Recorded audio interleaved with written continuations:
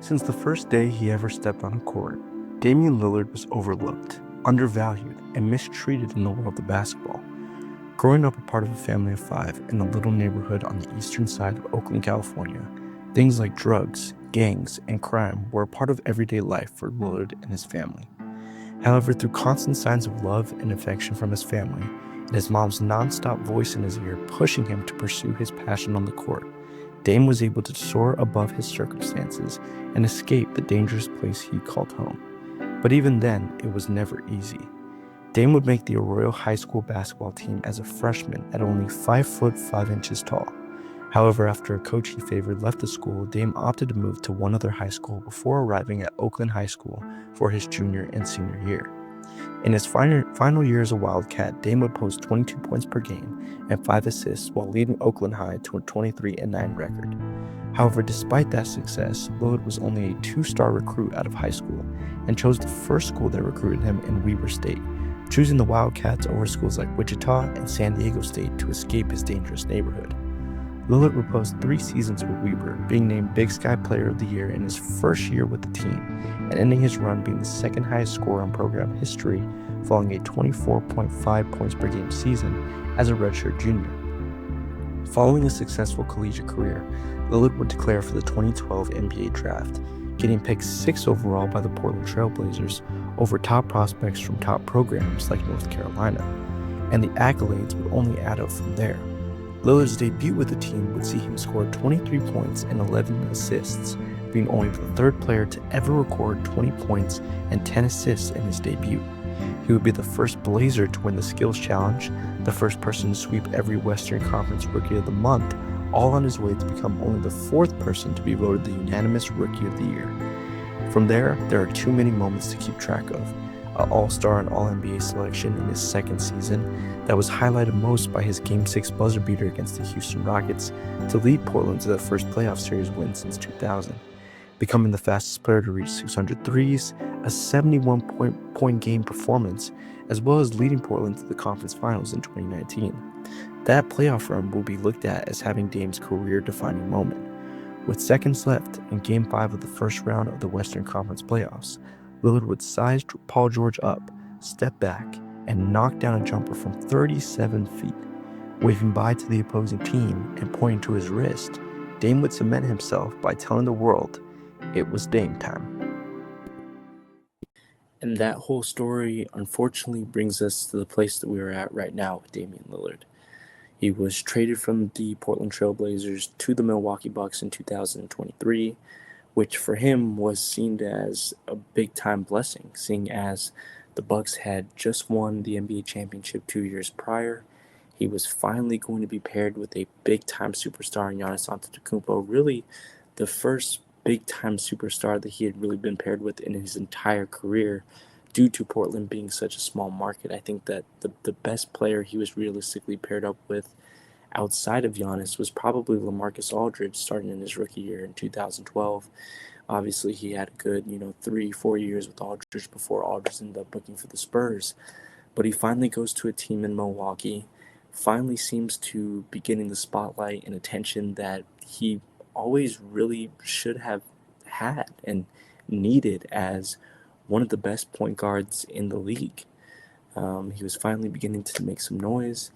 And just like that, Milwaukee absolutely imploded. They at that time did not have the defensive foundation that they had a couple of years ago with veterans such as Drew Holiday, who I believe that they traded for Damian Lillard in the first place. They start out their first season great. They were leading the Eastern Conference, and then unexpectedly, for whatever reason it was, the Bucks decided to fire Adrian Griffin out as head coach and hire Doc Rivers, who hadn't had a real successful head coaching gig since the 2008-2009 Boston Celtics. And since they've hired Doc Rivers, the team has been an absolute disaster. They have not really looked like they really know how to utilize their 2 superstars in an effective way. Lillard has not looked the same from the three-point line, and really he has not looked the same from a point where he can really even operate within a pick and roll as properly as he was in Portland. And due to that, Milwaukee has had little to no success, also due to constant injury from guys like Giannis getting injured in the regular season and in the playoffs. And unfortunately, it's all come to a head where Lillard just last season had really his first major injury in an Achilles tear that is likely going to keep him out for the entire 2025-2026 season.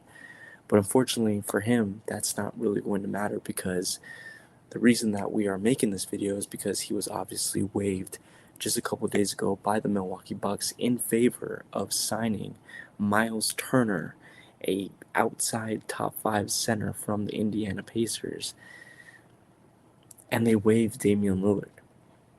And that saddens me. That hurts me. It really does, because, like I've mentioned before, I got into basketball around 2014, 2015.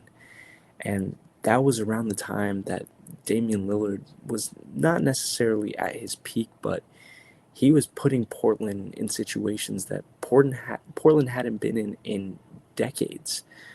He was leading, honestly, one of my favorite underrated cores that I had seen in Portland, which was him, Portland Trailblazers Wesley Matthews, who at the time was a great 3-and-D three-point shooter, LaMarcus Aldridge.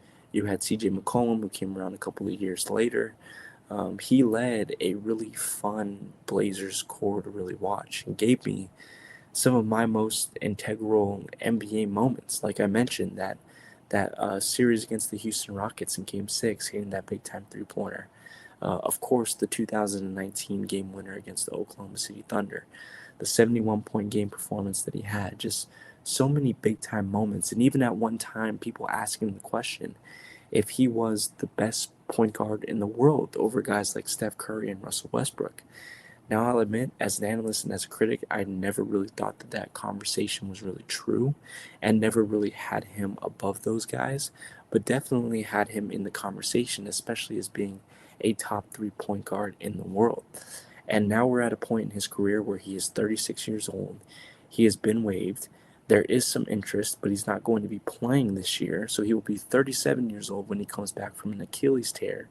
And I would probably have to bet on the house that he is not going to return the same as he was before, and is not going to be maybe even a contributable starter to whatever roster he lands on. I mean, the teams that are interested in him right now, teams like Golden State, teams like Dallas and whatnot, teams like the Los Angeles Lakers, are not going to put him in a starting point guard slot to be able to succeed, which means Damian Lillard, for the first time in his career, is potentially going to be a six-man, a backup point guard coming off the bench. And that hurts me more than ever. And it hurts me that there is the potential that Dame will never win an NBA title.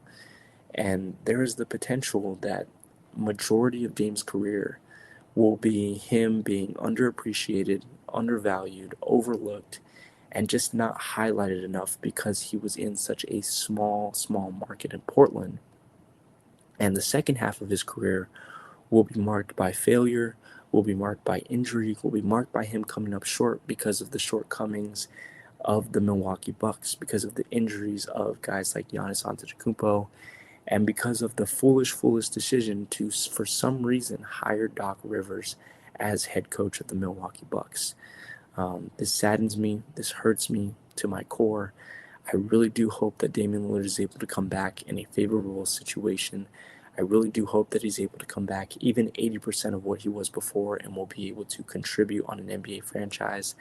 I pray and hope that for the year, 2 years, maybe 3 years that he has left in this league, that he could go out and for one more time contend for an NBA championship and win an NBA ring.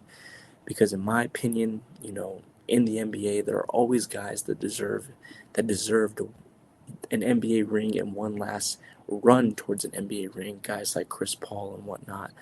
But in my opinion, Damian Lillard is probably just as much deserved as them all for his underdog story, for being overlooked nearly his entire life, for coming out of one of the smallest programs that we've ever seen a star come out of in Weber State, in Ogden, Utah, Weber State. And I just hope that he can cement his legacy and finish off what has been an incredible career and an incredible resume that he posted with some diamonds on his ring finger. So, without further ado, let me know what you guys think about that. Let me know what you guys think about Damian Lillard being waived. How much does this hurt you being a fan of Damian Lillard? Let me know what I got right. Let me know what I got wrong. Let me know what you thought about more of the story style at the beginning of the episode. That was my first time doing it, and I'm recording this all at night where my entire family is asleep. So my voice had to be a little bit shallow and a little bit broken up. So I'm hoping if we do this in future episodes, that it will be a little bit more continuous and a little bit more. It will be recorded a lot better, just not in the greatest circumstances as of right now. But let me know what you guys think about that. Let me know what you think about the Dame situation. Let me know what you think about Miles Turner going to the Bucks. In my opinion, is it going to help a lot? Not really. I don't think that he's a big enough talent to really aid the Bucks. He'll give them solid rim protection, and he'll be a good replacement for Brook Lopez. But it doesn't really get the Bucks any closer, and in my opinion, it makes them even worse. So let me know about all of that down below.